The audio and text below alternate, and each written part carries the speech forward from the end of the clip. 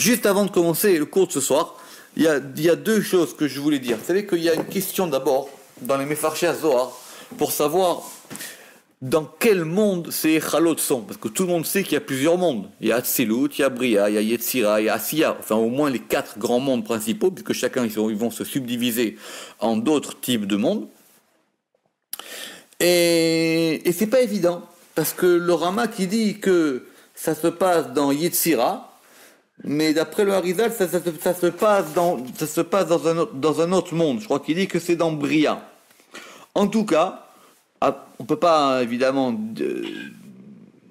on peut pas savoir qui a raison ou qui a tort entre les deux. Ce qu'il faut comprendre, c'est qu'apparemment il y a des Chalot dans chaque monde.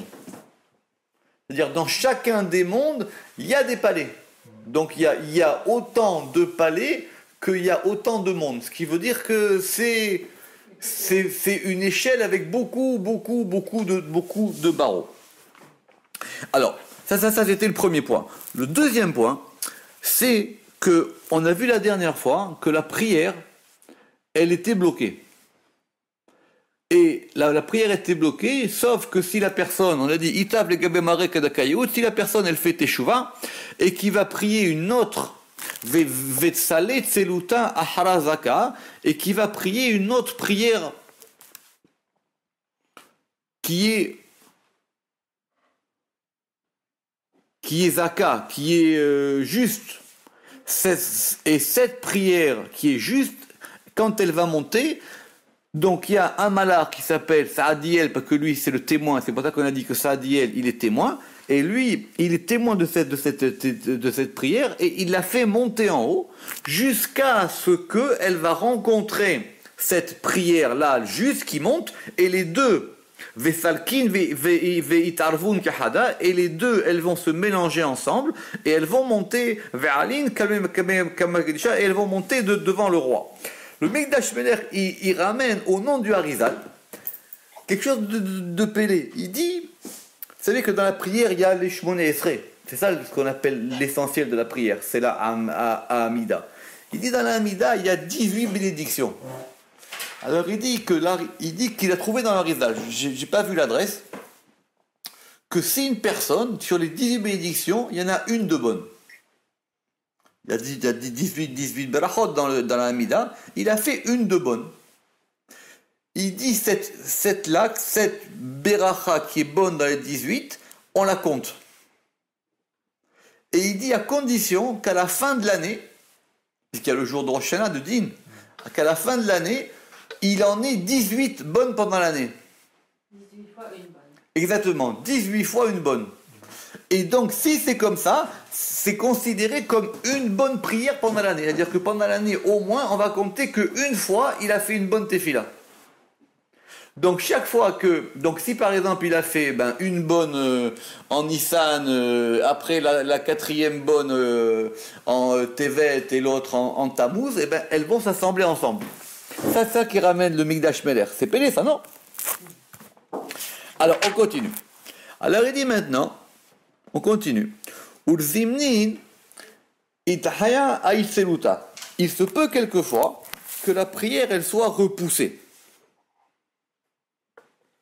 D'accord. Pourquoi? Parce que cet homme, bien qu'il prie, il est attiré derrière la Sitra Achara. C'est-à-dire qu'il n'est pas tout à fait dans le bon côté. Alors, lui, il a fait une tefila, mais comme il a dit le Ramak, Bema'asav, il a dit que d'après ses actions, il est dans les clipotes. C'est-à-dire ses actions font que le type, il n'est pas dans le bon côté. Alors, Vei'u ista'ev be'au sitra, et il est impur dans ce côté-là.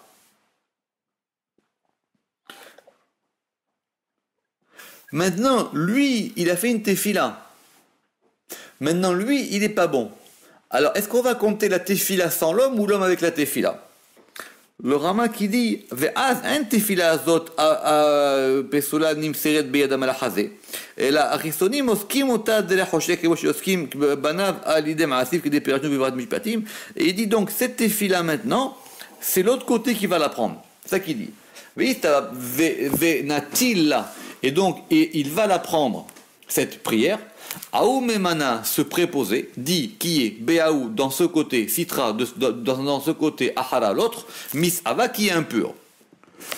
Ou Kedin, Kaima ou Sitra, Ahara Masava. Et donc, ainsi, elle se tient, enfin, et ainsi, il se tient cet autre côté impur. Effectivement, comme même l'accusateur, il est au service de Dieu, donc qu'est-ce qu'il va dire? Il va rappeler les fautes de cet homme. Les fautes de cet homme, devant Dieu. Et il va le dénoncer, et il est mastine. D'accord? Et il est mastine, c'est-à-dire il va l'accuser d'en haut. D'accord? Et il va l'accuser d'en haut. Ve'alda, et c'est pour cela, kol tselutin ve kol nishmatin, toutes les prières et toutes les dames, parce qu'on parlait et des prières et des neshamot, kat salkin, quand elles montent, Kuleu Sadkin, tous elles montent, Vekaimin Kame Echalada, et elles se tiennent devant ce palais-là. Donc ça veut dire que tout le monde passe par là. C'est le palais numéro 1, tout le monde passe par là. Ve'aimemana Kaima Alpitha de Echalada, et il y a un préposé qui se tient à la porte de ce palais. La'ala Nishmatinu Selutin, soit pour faire rentrer les neshamot et les prières, il dit bon ok, vous pouvez rentrer. Oh, les Atayalun Lebar, ou pour pouvoir les repousser à l'extérieur. D'accord?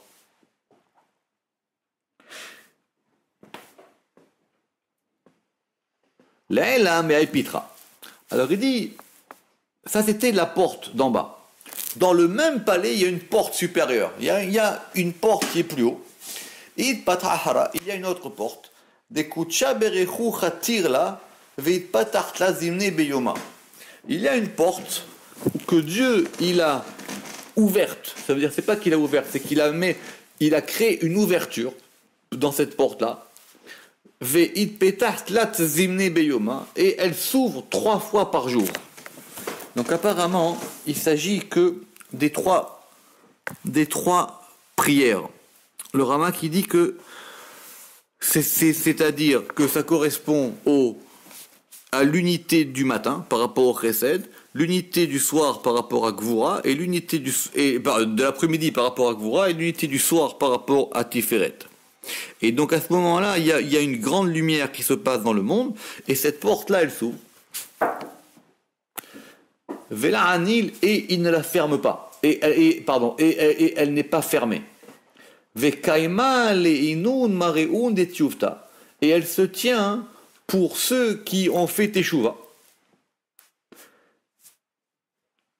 Pourquoi? On va voir. Dioshdin dimaa betzeluteun, qui vont déverser des larmes dans leur prière devant Ribonam, devant leur maître. Vechol tar'in u pithain ninalu. Et alors que toutes les portes et toutes les ouvertures sont fermées, sauf ad da'ale berjuda, sauf si elles rentrent avec l'autorisation, sauf ces portes-là, sauf ces portes-là qui s'appellent les portes des larmes, Sha'are Dima.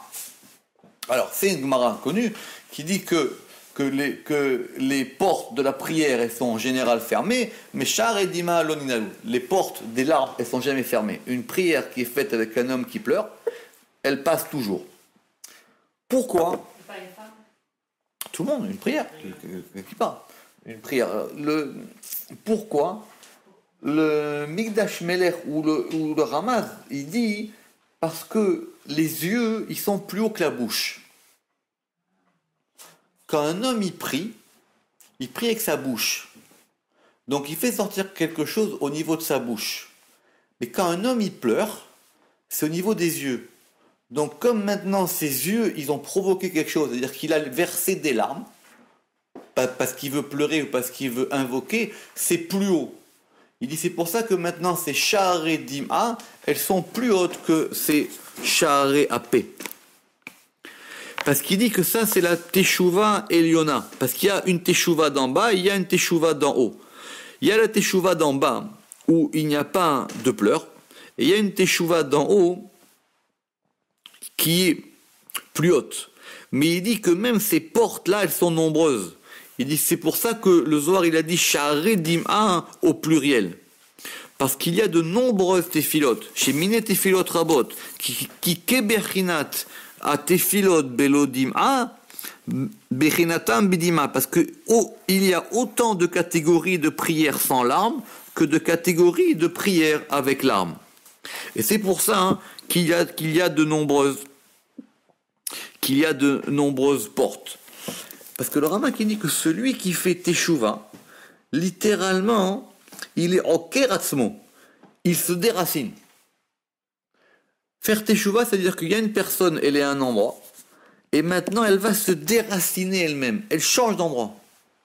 En changeant d'endroit, ça veut dire, combien ça veut dire déraciner? Ça veut dire qu'elle va littéralement, elle va enlever ses racines, comme un arbre qu'on déracine. Il se déracine de tout.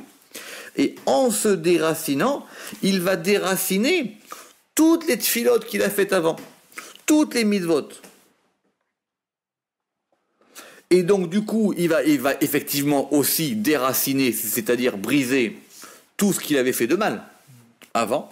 Et comme il va maintenant se mettre dans un nouvel endroit, il va se réenraciner dans un nouvel endroit, donc du coup, toute cette filote et tout ce qu'il a fait de bien, ça va remonter maintenant par un autre canal, parce qu'il s'est lui-même déraciné.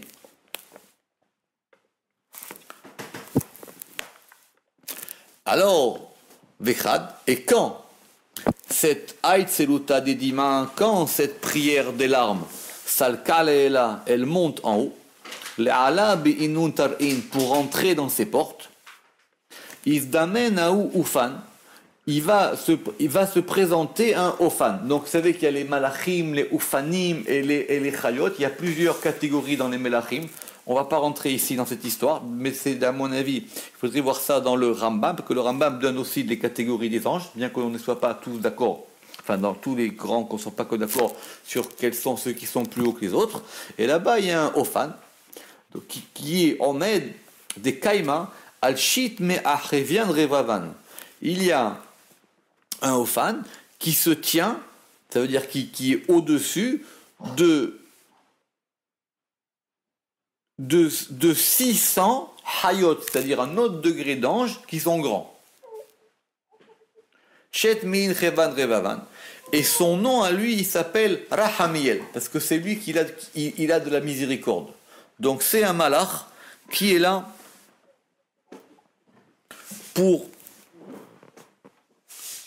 pour avoir de la miséricorde. Il dit parce que mipne shiura hamim ve'eno metame ve'doche.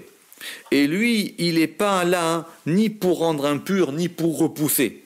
Alors que l'ange qui était plus bas, il s'appelait Tahariel. Tahariel, lui, il était là-bas pour voir si la prière elle était pure ou pas pure, pour dire je lui donne un tampon de cache-route ou pas de cache-route. Lui, c'est un malach qui est plus de rahamim. Donc cet ange-là, il est merachem ou mekabel kol tefilot. Parce que quand les tefilot, elles sont ces prières des larmes, ou ces prières des gens qui ont fait tchouva, alors elles montent à un degré plus haut. Et maintenant, c'est un autre malach qui s'occupe de ça. Et ce malach, lui, sa mida, c'est rachamim. Venati la itseluta, donc c'est lui qui prend cette prière, be'inun dema'in, avec ses larmes, saluta la'at, et donc cette prière, elle rentre, ve'itkashrat la'ela, et elle se lit en haut. Ve'inun dema'in ishtaruacha, et ces larmes, elles restent là. Parce qu'on a dit qu'il y avait la prière et il y avait la prière des larmes, d'accord? Donc maintenant, ces larmes, elles vont laisser une trace, ou reshimin be'aipitra, et elles sont notées sur la porte. Elle laisse une trace sur cette porte-là. Toutes les larmes qui ont été versées dans les tfilotes, sur cette porte-là, elles sont notées. Alors il dit, mais ve'it dim'in aharanin, et il y a d'autres larmes,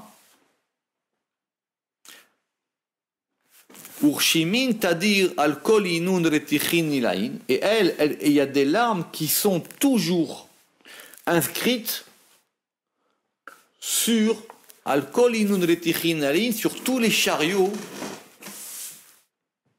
supérieurs. C'est-à-dire, comme il a dit le Rama, comme il y a plusieurs degrés dans les larmes, il y a effectivement plusieurs degrés. Donc il dit, donc les larmes des gens qui ont pleuré pour pouvoir faire des tfilotes, ces larmes, elles restent sur la porte. Mais il dit maintenant, il y a d'autres larmes. Et ces larmes-là, elles vont laisser une trace, et elles vont être même tracées sur tous les chariots supérieurs. Des lo itmechun o ithamun. Il y a deux versions. Donc soit ça veut dire, c'est-à-dire chez lo nimhot ou chez lo nirot. Ça veut dire qu'elles ne sont pas effacées ou elles ne sont pas vues. Alors c'est quoi ces larmes-là? Ilen inun dim'in de ojdu les ela vetata. Ce sont les larmes qui ont été versées en haut et en bas. Kad itharav be magdesha, quand le temple a été détruit. Ça, c'est plus fort. Ça veut dire quoi les ela vetata? On va voir pour la suite. C'est parce que quand le temple a été détruit, ou quand on pleure, nous, sur la destruction du temple, comme à Tisha B'Av ou pour ceux qui font Tikkun Chatzot, même aussi les malachim, ils ont pleuré. On va voir qu'il y a un pasouk qui dit ça. Dirtiv, comme il est marqué, Hen arelim tsaaku chutza, malach shalom bar yifkayun. C'est dans Ishaya. Il dit voici les Erelam, c'est-à-dire ce sont des anges qui s'appellent les Erelam. Tsaaku chutza, ils ont crié à l'extérieur. Malaché Shalom, les anges de paix, Mar ça veut dire amer, Yifkayun, ils ont pleuré, Boré. Ve'inun dim'in, et alors le soir, il va préciser maintenant, et il dit ces larmes-là, des Oshdin al Tzadikaya, ce sont des larmes qu'on a versées pour tous les justes qui sont morts. Al Tzadikaya, Ve'zakain. Ah, c'est intéressant. Donc ici, ça veut dire que le Zohar, il fait une distinction entre Tzadik et Zakai, alors que d'habitude, on dit que c'est la même chose. Oui, c'est à noter ça. Al-Tzadikayin ve Zakayin, donc ces larmes qui sont versées sur les gens purs, on va dire, et sur les gens justes, Kad mistalke me'alma, quand ils ont été pris de ce monde. Kuleun atlinun inun retichin. Toutes ces larmes-là qui ont été versées à propos de ces gens qui sont morts, ce sont tous les chariots célestes qui les prennent. Les gens qui sont morts quelqu'un avec le temps. Alors justement, donc apparemment il y a les larmes pour le Beth Amikdash et il y a les larmes pour les tzadikim et les gens purs qui sont morts, qui ont été pris de ce monde. Alors il dit, donc vont les prendre tous ces chariots célestes, et ils vont les mélanger avec ces larmes des itoshdu al charivu des be magdesha qui ont été versées pour la destruction du temple. Ces deux larmes, elles se mélangent. Et c'est pour ça qu'il y a un verset qui dit Ve'alda katuv donc c'est un verset qu'on dit, vous savez, quand on enlève le deuil à une personne après les 7 jours ou après le mois, on dit Umaha Hashem Elohim dim'a me'al kol panim, et que Dieu il effacera, que Hashem Elohim il effacera dim'a la larme me'al kol panim de tous les visages. Alors le Zohar il dit mais c'est quoi man panim? C'est quoi les panim? Il dit les panim, c'est pas les visages des gens. Ilen retichin, ilain kadishin. Ce sont les chariots supérieurs saints. C'est-à-dire que ces chariots-là, ils portent la trace de ces larmes.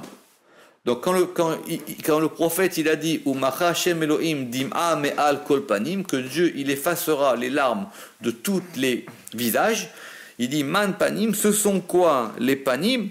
Ce sont les panim elionim. Ce sont ilun retichin ilain kadishin. Ce sont les chariots saints supérieurs. Parce que c'est là vraiment que se trouvent les larmes. Et alors, c'est quoi la suite du verset?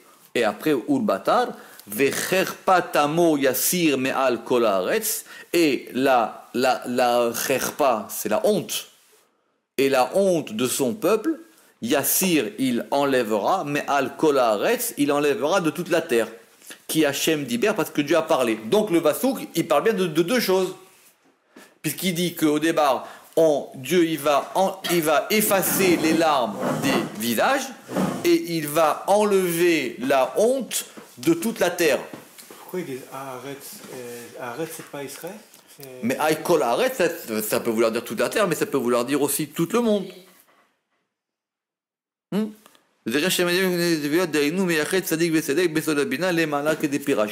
Ok.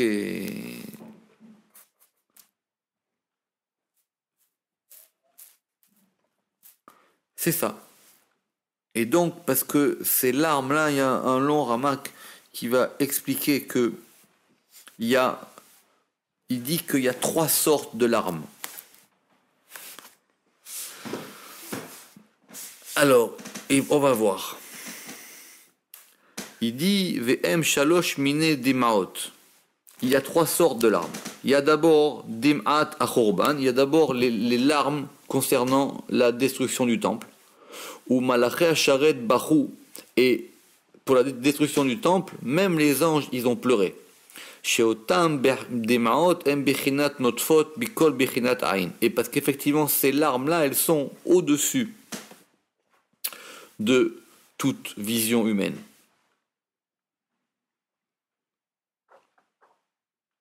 Après, il y a la mort des tzadikim. Vehan mitat tzadikim.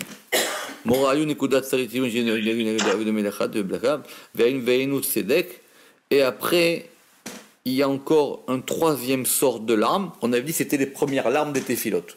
D'accord? Il y a les larmes des prières, les larmes pour le Beth Amikdash et les larmes pour les tzadikim. Ok? Alors si c'est comme ça, on va maintenant... On a 2 lignes et on passe à la page d'après, parce qu'on va voir maintenant un autre aspect plus complexe, toujours de ce même Echal là. Be'ai Echala, il dit dans ce Echal, dans ce palais, d'accord, It Ruach Deikre Sitoria. Il y a un esprit, ou un vent, ou un esprit, qui s'appelle Sitoteria. Le Rama qui dit d'abord qu'il faut bien se rappeler qu'on a dit que dans chaque Echal, il y avait 3 aspects. Il y a d'abord, l'intérieur du Echal, c'est-à-dire sa inyan ruhani kavua, c'est-à-dire sa spécificité. Après, il y a les portes, il y a les gardiens du Echal, et ceux qui gardent le Echal et ses portes. Et après, il y a ce qui remplit le Echal. D'accord? Dans chaque Echal, il y a ces 3 aspects.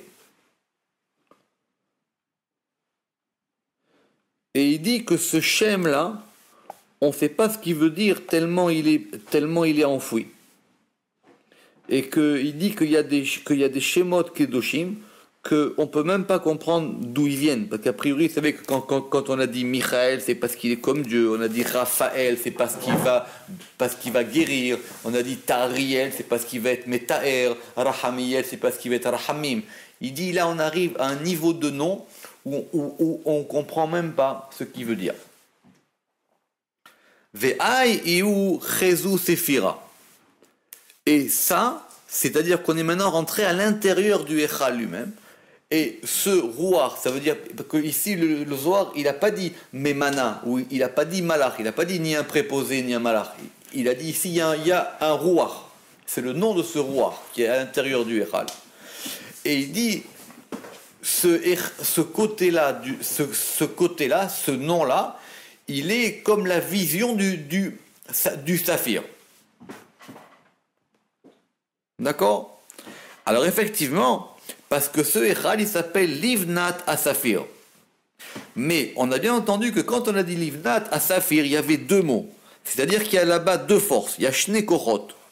Il y en a une qui est à droite, notez-le parce qu'on va revenir dessus. Il y a une force qui est du côté droite qui s'appelle le Saphir, c'est-à-dire le Yesod qui est lui. Et après, il y a un côté qui s'appelle Livnat. D'accord? Très bien. Alors maintenant, on parle de Saphir. Ce côté qui s'appelle Saphir, des Natsitz, l'école Ivar, ça veut dire qu'il étincelle de tous les côtés. Ve'ai ihu de kaima, et c'est lui qui se tient, litrin citrin de deux côtés. Ou mehelin mitparshan netzitsin ke netzitsu de sharga. Et de ces deux côtés-là vont se séparer des étincelles comme les étincelles de la lumière, c'est-à-dire comme les flammes d'une lumière. C'est-à-dire qu'il y a plusieurs flammes dans la lumière. Et il dit Kama de kimna bekama citrin, comme on l'a établi dans de nombreux endroits. Vekama gavnin melahatan me'ai besitra de yimina, et il y a de nombreuses couleurs qui embrasent de ce côté droit. Ça veut dire que ça va éclairer de tous les côtés. D'accord? Donc ça veut dire que de tous les 6 côtés de ces sphirotes à lui. Et effectivement, il est de deux côtés que effectivement on va voir là-bas tous ces aspects de ces couleurs-là. Alors, Kadaou rekia ilaha na'ar denagid venafik me'eden. Alors, il dit quand ce rekia ilaha, c'est-à-dire quand cette voûte supérieure, Nahar, qui est le fleuve, des Nagid Venafik Me Eden, ça veut dire qui est attiré et qui sort de Eden, à Pik Nishmatin, il fait sortir les Neshamot. Donc on parle d'un degré plus haut. Ça veut dire, maintenant on va dire, très bien, on a vu ce Echal, on a dit que ce Echal il s'appelle Livnat Asafir, maintenant on commence à rentrer dans le Saphir de ce Echal, et on va dire maintenant, il y a un degré encore plus haut, qui s'appelle le Rekia Ila. Ce Rekia Ila, il s'appelle Nahar Denagid Venafik Me'eden, c'est le fleuve qui sort et qui est attiré du Eden, c'est le verset qui est marqué dans Daniel, et c'est ce qui est marqué dans la Torah, Venahar Yotse Me'eden, c'est le fleuve qui sort d'en haut. On va dire simplement que ça serait le Rama qui dit que c'est soit Bina, soit Chorma. Parce que c'est lui qui est le Rekia, qui est le Rekia le plus haut possible. Donc, quand ce Rekia a ou Echala, et donc quand ce Rekia, il va faire sortir des Neshamot, parce que les Neshamot, elles viennent d'un degré plus haut. Donc lui, il fait sortir des... Pourquoi? Alors, on ne parle pas ici des Neshamot qui montent. On parle des Neshamot que lui, il fait sortir. C'est-à-dire qu'il va créer des Neshamot pour que les hommes en bas, pour donner des Neshamot aux hommes. Quand ce Rekia supérieur, il fait sortir des Neshamot, Le'ala goechala shevi'a le'ela, pour pouvoir rentrer dans le Echal Shevia, dans le 7e Echal qui est en haut, c'est-à-dire qui sera le plus haut des Echal, qui s'appelle le Echal Kodesh à Kodashim, si vous avez bien noté.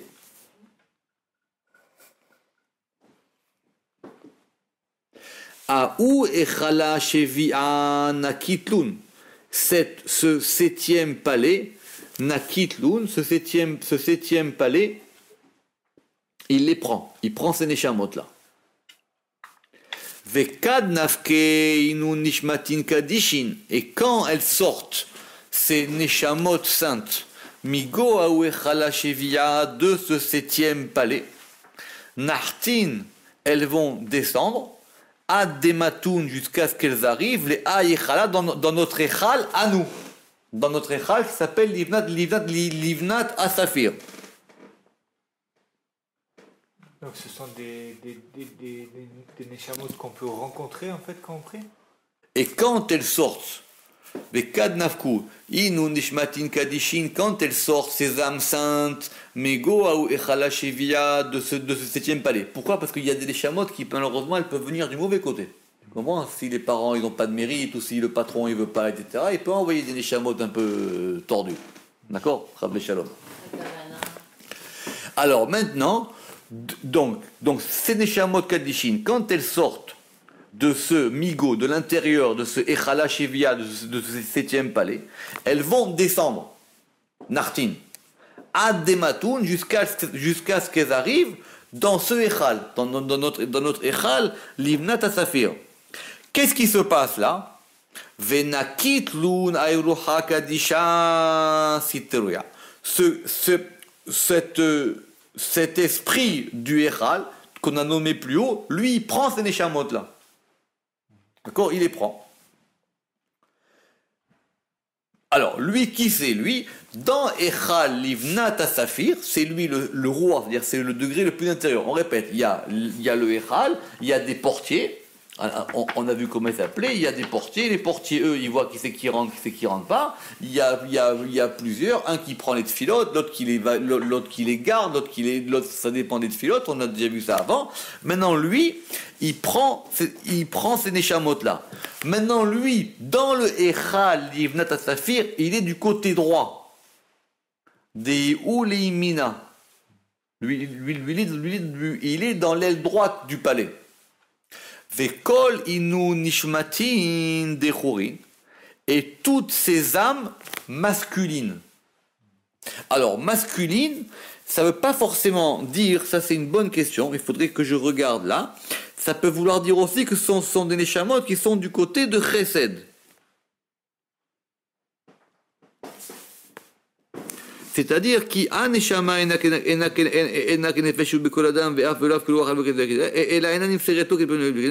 donc ici on parle du degré de neshama, c'est pas du degré de ruach ou de nefesh. Donc le degré de neshama qui est le plus haut degré, lui, il provient de bina. D'accord? Alors maintenant, toutes ces âmes qui sont nishmatin deholin, qui sont des âmes masculines, des inun zimnin le itparha bezakain dechorin, et ces âmes-là qui vont après, qui vont être zimnin, qui vont au futur, chez atidim lifroar, qui vont après germer, pousser, qui vont fleurir dans des tzadikim hommes. D'accord? Les yimina kul'u nakitlun, il les prend toutes ces âmes à droite, ou mit'avetaman, et elles vont être bloquées là-bas, ad it kelilu benishmatin denugve, jusqu'à ce qu'ils soient inclus dans des neshamot féminines. On va reprendre, voir qu'est-ce qu'il y a marqué. On va voir qu'est-ce qu'il y a marqué dans le Pardes. Dans le Pardes, il dit Be'avir penimiyut ha'echalazé, c'est-à-dire dans l'intériorité de ce palais. Ou Ruach Echad, il y a un esprit qui s'appelle donc le nom de ce Ruach-là. Vezeu Asafir, et c'est ça le Saphir, Aniskar Le'aïl, donc qu'on a parlé, donc qui a été rappelé plus haut. Vegavno Kegavan Asafir, et sa couleur est comme la couleur du saphir. Mitnotsets, il étincelle, ou mithalek, et il se divise les bêtes meorot en deux lumières. Amaora echad lavan, une lumière blanche, mitnotsets les koloruach ma'ala ou mata, qui va étinceler de tous les cholrouars, de tous les côtés, en haut et en bas. Ve'arba ruchot, et des quatre côtés, ça veut dire 6, ça veut dire 4 nord, sud, est, ouest, et 2 haut et bas. Et après, il y a un Maor Hacheni, il y a un deuxième Maor, donc qui vient du saphir. Ne'elam, qui est enfoui, ou Midgalé, et qui, alors, Ne'elam, qui est à la fois enfoui et qui à la fois se dévoile, ou Me'aor Azé, et de ce luminaire-là, Mitparshim Arba Meorot, les Arba Ruchot. Vekula Maor Echad, et qui lui va se mettre des deux côtés. Donc il y en a un qui sort de 6 côtés et un qui sort de 2 côtés. Vekula Maor Echad, et tout ça ne forme qu'une seule lumière. Attends, avant t'as dit Parchim, Arba Meorot. C'est ça, Mitparchim. Se sépare en 4, un se sépare en 4. Arba Meorot, les Arba Luchot. Ça veut dire 4 lumières de 4 côtés. D'accord? Donc ça, c'est pas ce qu'on avait vu ici. Mitparchim ne tzitzin kenzu de shraga, kama nekumuni betrin, vekama kavin metin me'ay sitra de yimina. D'accord. C'est ça qu'on avait vu pour le premier. Ve'ilu anetzutzot emirot ke'in kalal adom kedirtiv. Et ça va éclairer d'un côté rouge et la yamin. Et il s'appelle, alors maintenant, et il dit, Vekasher, a Rekia Elion, quand le Rekia supérieur, Bina, elle va me'atselet a Neshamot, elle va créer les Neshamot, Betoch a Echal Hashivi, dans le 7e Echal qui s'appelle Kodesh Kodashim, comme nous le verrons plus tard, puisque c'est dans ce 7e Echal où sont créés les Neshamot. Vekasher Yored, Itorerut me Bina, et quand maintenant la Bina, elle va s'éveiller vers ce 7e palais. Az a Neshamot, et ces Neshamot là, elles sont des Neshamot masculines. Az Neshamot em Zecharim. Mitaam chez Gover, Azachar et Alanekeva. Parce que quand c'est l'homme qui l'emporte sur la femme, alors ça fait un Zachar. C'est qu'on a vu dans la Torah, d'accord? C'est qu'il est marqué là-bas dans Tazria. Isha ki Tazria v'yalda Zachar.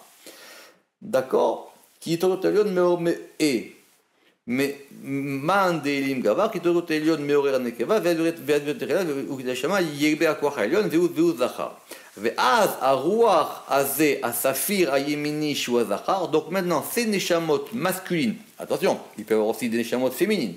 Donc ici on parle bien d'hommes et de femmes. Donc ce ruach là qui s'appelle le saphir du côté droit, qui est zachar, il prend ces neshamot là, les mata, ad sheyuchlulu benikveotm, jusqu'à ce qu'elles soient totalisées dans leur côté féminin. Les fazeram baolamazé, pour pouvoir les disperser dans ce monde-ci, bevne adam, dans les hommes. Et il dit pour voir ça, il faut voir Shar, Ma'oud, Ve'anaga, Bepirouche, Yudzaïn. Donc si vous voulez, on va aller voir ça, 30 secondes. Donc dans Shar,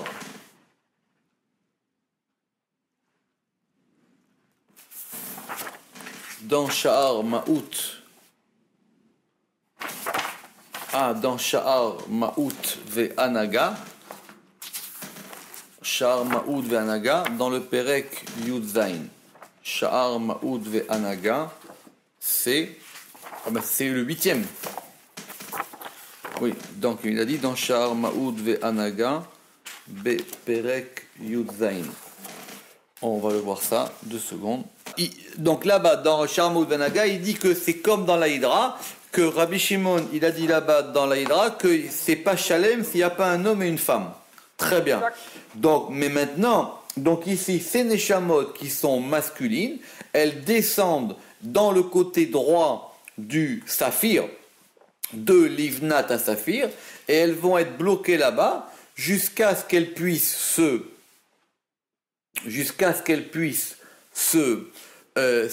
s'assembler avec les Neshamot du côté féminin. Parce que, de la même manière que pour faire un enfant en bas, il faut un homme et une femme, pour qu'une Neshama, elle descende en haut, il faut qu'il y ait un zivoug entre un côté masculin et un côté féminin. Zéou. Tout à fait. Voilà. Alors, mais Ayrucha Nafka Rucha Achara, donc de ce rouar. Donc on parle bien de ce rouar-là du côté du saphir. Oui, on parle même tout à fait. Plus précisément de ce nom qui nous est difficile à expliquer. Tout à fait. Non, mais lui, il correspond au degré du saphir. Mais Ayrucha Nafka Rucha Achara, de ce rouar-là va sortir un autre rouar, l'Ismala qui est à gauche. Voilà. De It Hazeh, Veit Ganiv, Veit Kalil, Be Ayrucha Kadma, qui est ganouz, ça veut dire qui est enfoui, ve'it kalil, et qui est totalisé dans le premier rouar. Donc ça veut dire que c'est dans ce rouar-là, du côté du saphir qui correspond à ce shem-là, il y a un autre rouar du côté gauche qui est inclus dans le rouar du côté droit. Donc ça veut dire qu'il y a un côté masculin et féminin. Ve'inun had, et ils sont un. Kelilan da beda, ils sont totalisés l'un dans l'autre. Ve'ay rucha achara, et ce rouar acher, il a un nom. Celui-là, il s'appelle Adiria. Voilà. D'accord, ou même il a deux noms, Adiria Sanugia. D'accord. Aï urucha lismala, et lui, c'est le rouar du côté gauche. Ça veut dire que c'est du rouar du côté gauche de ce rouar-là qui était du côté droit. Ve'ay kaima, et là, et ve'ay kaima. D'accord, et ve'ay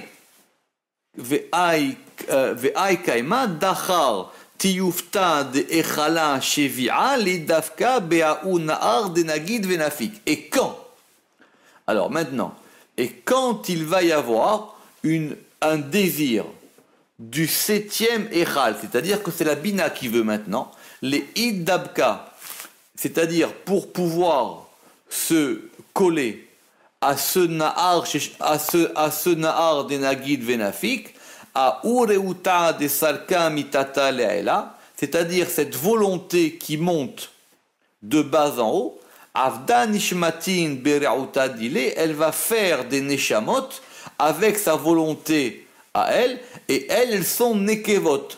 Tout à fait. Donc maintenant, on va avoir des neshamot nekevot. Simplement, ces neshamot nekevot, ça va venir d'un désir de la nougva. Tu peux répéter alors, quand il y a un désir du septième échal? Alors justement, alors c'est quoi ce septième echal là? Tout à fait. Doucement, vous avez raison. C'est quoi ce septième echal là? Le septième echal qui est l'Ibnat Asafir, quand il va vouloir se lier avec ce Nahar là-bas qui est en haut, qui est lié à Bina, qui est lié au Echal, Kodesh à Kodashim, là maintenant ça va faire sortir des Neshamot qui sont des Neshamot féminines. Vekad Rauta Dea'u Nahar, et quand le ratson de ce fleuve-là, Nahta Vedafka Melalletata, il descend et il va s'attacher de haut en bas, Avdin Nishmatin Dehurin, ça va faire des Neshamot masculines. Évidemment, quand ça vient du haut vers le bas, ça fait des neshamot masculines, et quand ça vient du bas vers le haut, ça fait des neshamot féminines. Reuta dil ela avid dechorin, reuta dil tata avid nugvin. C'est clair. Ça veut dire, on reprend ici, reuta dil ela avid dechorin, la volonté d'en haut, ça fait le côté masculin, et la volonté d'en bas, ça fait le féminin. Et c'est pour ça qu'il faut les deux. Il faut un côté masculin et un côté féminin. Tarlet, c'est comme il dit le Ramak à propos de Shabbat. Pourquoi est-ce qu'il faut que Shabbat, la table, elle soit remplie? Parce que la table remplie en bas, c'est le côté féminin qui va permettre de recevoir la beracha d'en haut qui arrive le Shabbat. C'est pour ça que la bracha ne peut pas se trouver sur une table vide. Donc il y a le côté féminin d'en bas qui va rejoindre le côté masculin d'en haut. Alors maintenant, on avance encore un petit peu. Et quand maintenant ces neshamot féminines, elles vont sortir de ce septième echal, c'est-à-dire maintenant, Kodesh Kodashim, puisque c'est la volonté d'en bas qui les fait sortir, mais elles sortent toutes d'en haut. Nartin, et donc justement, elles descendent, ad dematou, jusqu'à ce qu'elles arrivent, les ayroha semala, jusqu'à ce côté, jusqu'à ce rouar gauche qui est dans l'Ivnat qui s'appelle Adiria, et maintenant ça s'appelle Veikre l'Ivnat Sapir. Et maintenant on a les deux côtés, on a le côté masculin et le côté féminin. Kamadu Kimna Besitrin Acharinin. Comme on a établi dans d'autres côtés. Baruch Adonai Le'olam, Amen ve Amen.